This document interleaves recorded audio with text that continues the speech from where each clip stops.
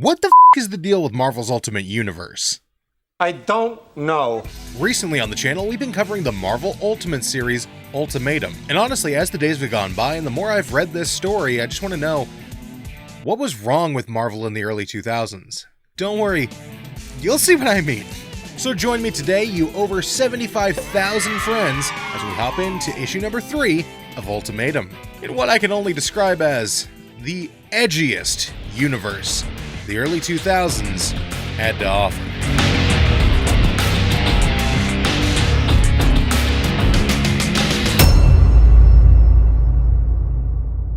Our story begins with Scarlet Witch giving Magneto a status report on all of the casualties of the Cataclysm.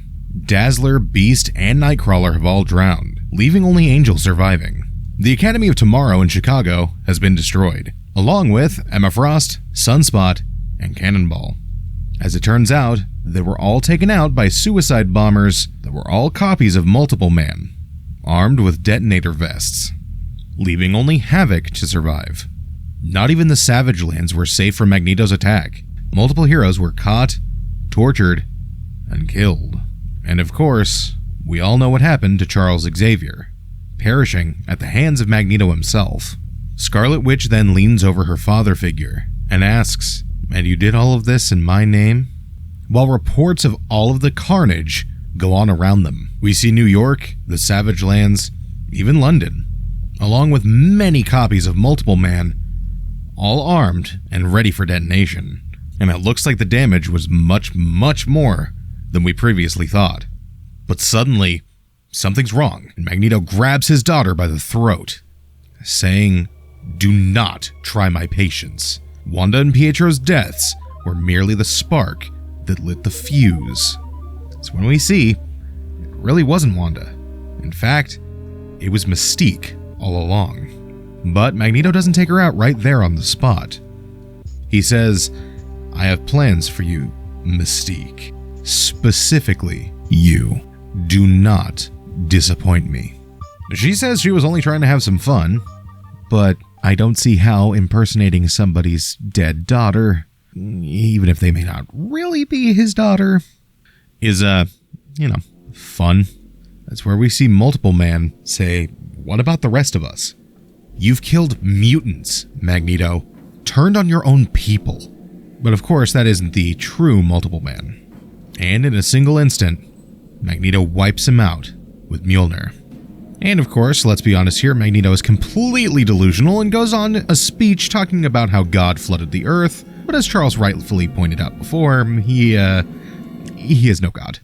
We cut back to the Blob, back in New York City, after he was just found out eating the Wasp.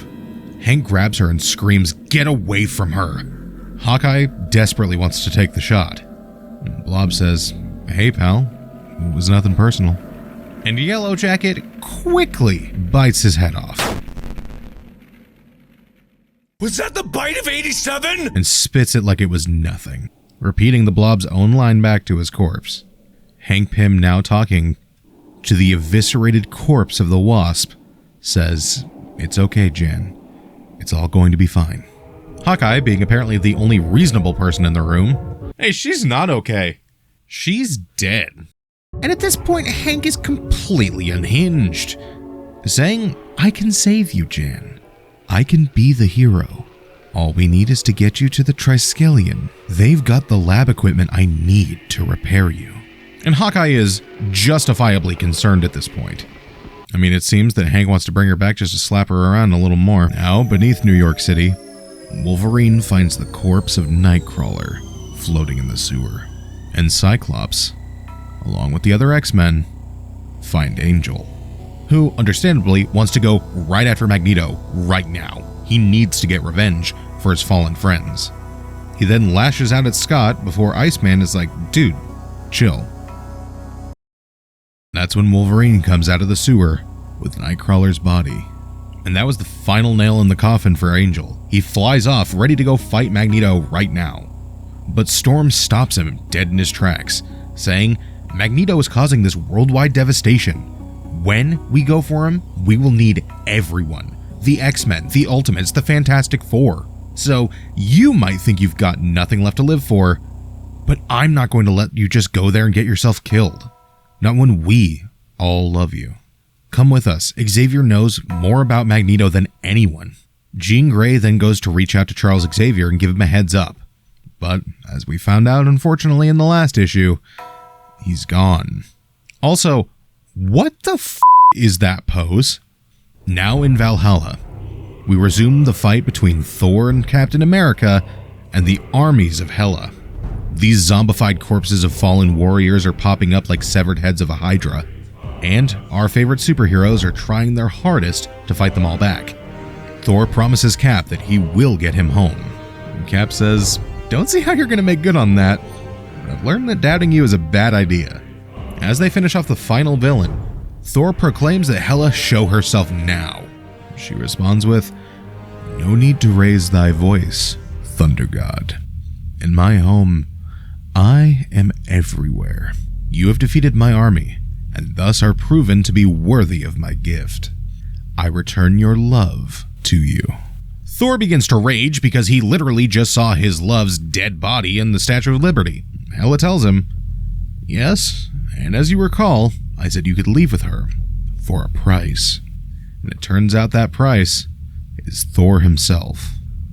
Back at S.H.I.E.L.D. HQ, Iron Man begins lifting off with these copies of multiple men, hell-bent on destroying the base. And acting director Carol Danvers is doing her best with her soldiers to keep the facility safe. When Tony blows those suicide bombers out of the sky, he asks, "Where are the rest of the Ultimates?" And right before one of the copies of multiple men was about to detonate right in front of Carol Danvers, Hawkeye and Yellowjacket rush to the scene. Hank removed one of his gloves and drapes it over his fallen wife, and asks Tony to get her inside. There's an encrypted file marked the Jocasta Project.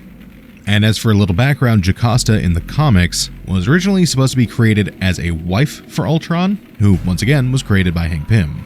She does resemble the Wasp pretty significantly, and has similar powers, but unfortunately, none of her memories. She even has her same emotions, consciousness, and personality traits.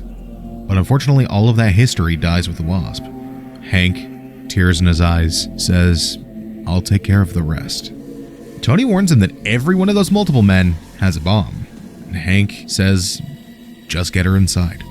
He begins to crush these would-be attackers and allows them to climb up on him, and says, "Just keep Jan safe, Clint." And once again, Hawkeye, being the only voice of reason in this entire comic, says, "But she's dead," tells Tony to get away from him. He's made a lot of mistakes in his life. This is not one of them.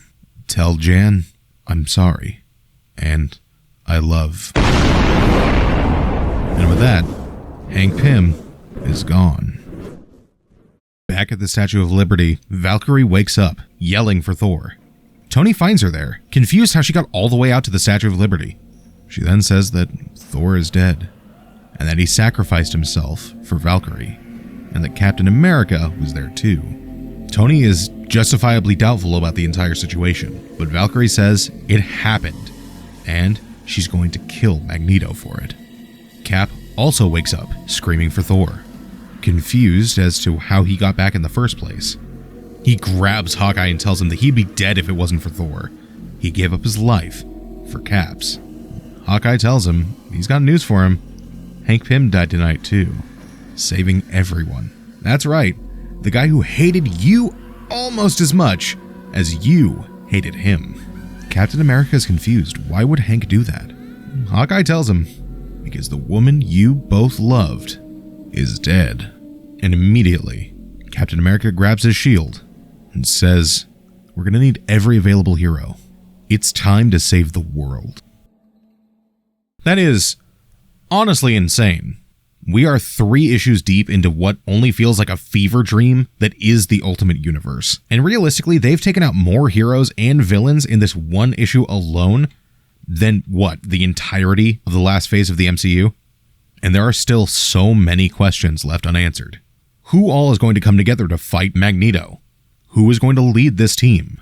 And what the heck happened to Spider-Man? But it looks like we're going to have to dive into all of these questions next week when we tackle issue number 4 of Ultimatum. thank you so much for watching. If you enjoyed this video, go ahead and leave a like and subscribe for more, as we're quickly approaching 100,000. If you'd like to support the channel in another way, consider becoming a member.